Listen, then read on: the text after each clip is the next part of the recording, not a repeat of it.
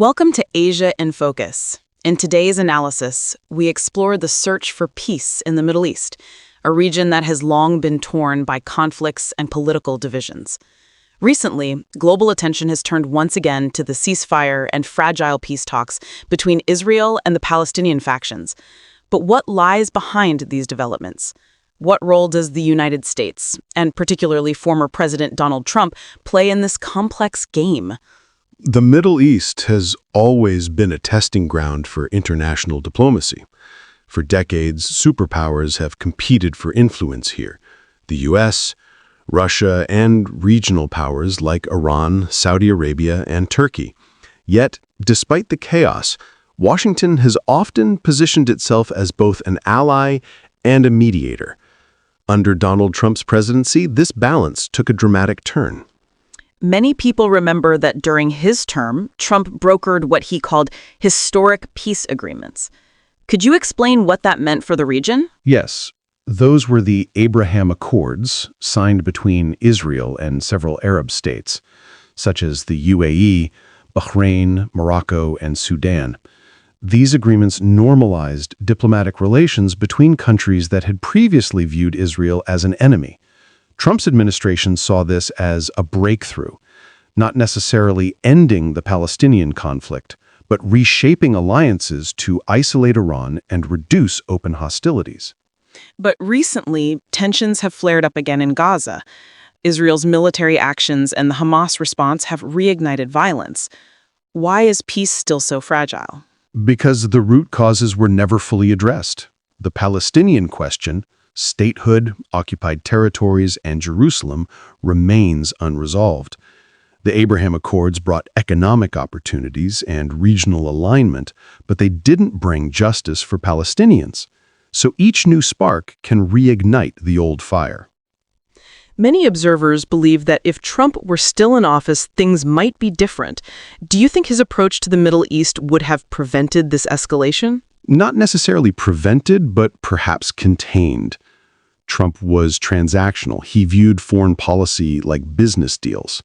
His relationship with Netanyahu in Israel was very close, while his hard stance against Iran limited Tehran's influence.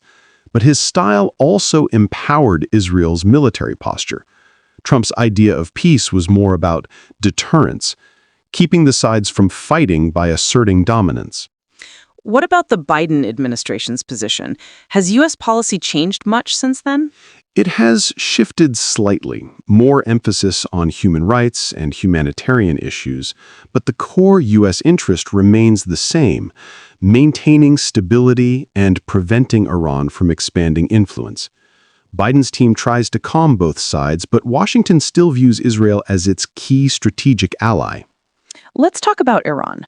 Some reports suggest that Iran's proxies in the region, from Hezbollah to militias in Syria and Iraq, are increasing pressure.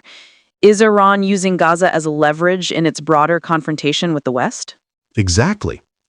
Iran sees every conflict with Israel as an opportunity to rally its allies and test Western limits.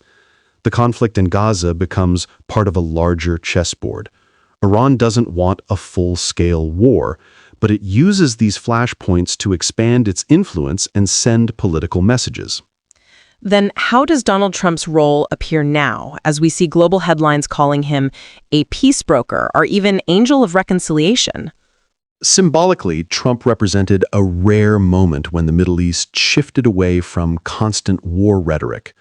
Whether one agrees with his politics or not, he forced regional leaders to sit at the table. His peace was imperfect, but it changed the mindset. Dialogue became possible, not just confrontation. So in your view, can the Middle East achieve real peace in the near future? Real peace will take time. The region needs not just diplomacy, but mutual recognition of each other's rights. The U.S., China, and even Russia are now trying to play a role, but only the nations of the Middle East can decide their future. The world can help mediate, but cannot impose peace. Thank you for your deep insights. Before we close, what would you say to our audience about the lessons from this ongoing conflict? Perhaps one lesson is this: peace is not a document signed by leaders. It's the daily effort to prevent hatred from turning into war. the Middle East reminds us that every handshake matters more than every missile. Thank you for sharing those thoughtful perspectives. Ladies and gentlemen, this concludes our discussion on Middle East peace, Donald Trump and the new balance of power. If you find this video insightful, please subscribe, leave a comment, and share it so we can continue spreading a balanced and thoughtful view of world affairs. In this episode of Asia in Focus, we analyze the fragile peace in the Middle East and Donald Trump's role as a peace broker. From the Abraham Accords to the Gaza conflict, what does this mean for the future of regional stability?